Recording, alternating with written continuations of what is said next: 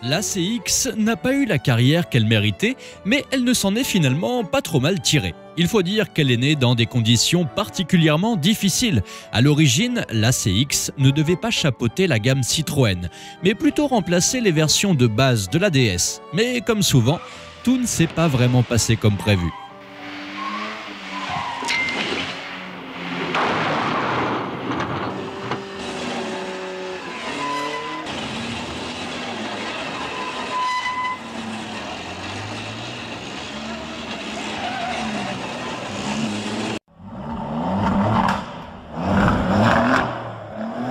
Bonjour tout le monde et bienvenue sur la chaîne Kurt Jagger, j'espère que vous allez bien. Avant toute chose, n'oubliez pas de vous abonner et d'activer la petite cloche des notifications pour ne pas louper toutes nos prochaines vidéos.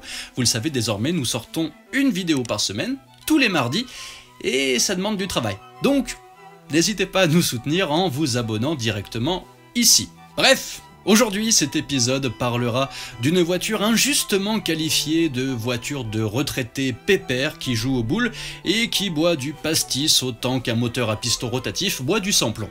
Mais reprenons au commencement. En ce début des années 70, rien ne va comme prévu. La crise pétrolière arrive et détruit tous les espoirs mis par Citroën dans sa superbe SM. Et Michelin, quant à lui, l'actionnaire principal de Citroën, s'agace de cette lourde danseuse qu'est la marque au chevron. Je te donne 3 secondes pour me dire où t'as planqué mon argent. Ok. Maserati est lâchement abandonné par sa maison mère et laissé en quasi-faillite. J'en ai placé 17,5% au bon du trésor à 1 an et en SICAV, plus 8% en actions. Je pose 2 et je retiens 9. Quant à Citroën, elle sera vendue à Peugeot pour une bouchée de pain. Mais vous avez beaucoup de chance, les fleurs et les couronnes sont déductibles.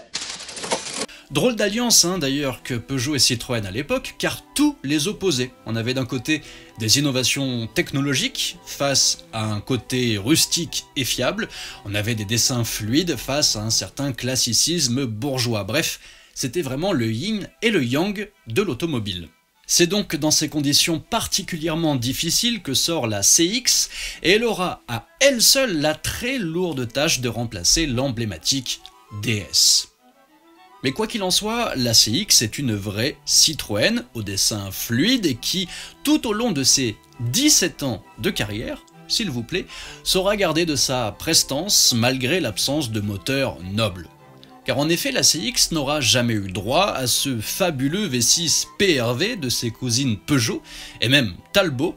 Non, la CX préférait jouer sur un autre tableau et tout miser sur sa tenue de route hors pair, mais il ne faut pas oublier les versions les plus puissantes aux performances assez ébouriffantes, surtout les GTI Turbo avec ses 168 chevaux, ce qui en faisait un vrai TGV de la route. Ah putain, je suis sûr qu'avec le vent dans le dos, on l'aurait eu. Oui! Mais surtout, la très grande force de la CX, c'est qu'elle saura satisfaire un très grand nombre de clients. On pouvait trouver des familles qui achetaient plutôt des modèles de base particulièrement dépouillés.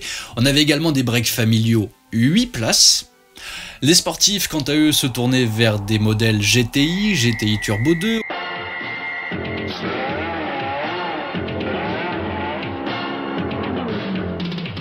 On trouvait également des patrons qui, eux, préféraient les versions Prestige à l'empattement long, qui mesuraient tout de même 5 mètres de long, et que Jacques Chirac rendra célèbre en 1995, soit 4 ans après l'arrêt de la CX. La voiture de M. Chirac, avec M. Chirac à l'intérieur, bien sûr, a continué sa route.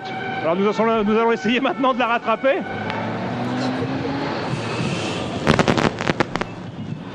Bien, Elle est partie à très très vive allure.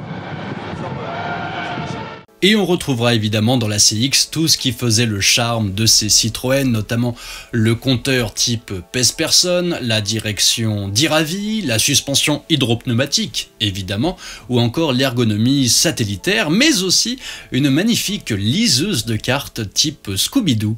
Alors aujourd'hui, on trouve des CX vraiment à tous les prix, même à partir de 500 €, mais pour un beau modèle en bon état, elle commence à prendre vraiment beaucoup de valeur, notamment dans les versions GTI, Turbo 2 ou encore Prestige. Et personnellement, je pense que je choisirais une CX Prestige boîte automatique, avec les anti-brouillards à l'avant, évidemment. Comptez à ce moment-là pour un beau modèle entre 9 et 15 000 €.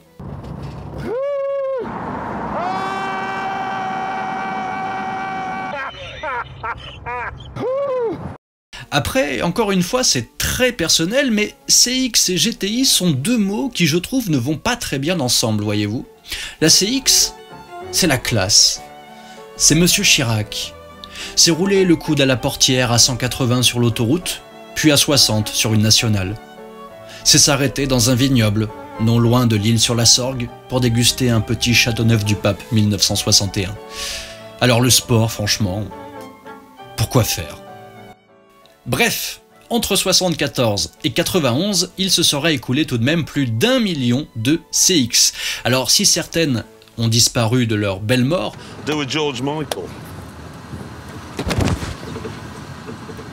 d'autres sont partis à coups de primes à la casse, malheureusement, mais il n'est pas rare d'en croiser encore quelques-unes dans la circulation de tous les jours, preuve de leur excellente fiabilité. Merci à tous de nous avoir suivis. N'oubliez pas de visiter notre site carjaeger.com si vous êtes à la recherche d'une CX ou si vous souhaitez acheter ou vendre une auto bien spécifique. Nous sommes là pour vous accompagner. Abonnez-vous également à notre chaîne et retrouvez-nous sur les réseaux sociaux Instagram et Facebook. Et n'hésitez pas à nous dire dans les commentaires de quelle voiture vous aimeriez qu'on parle la prochaine fois. Merci à tous et à très vite pour une nouvelle vidéo.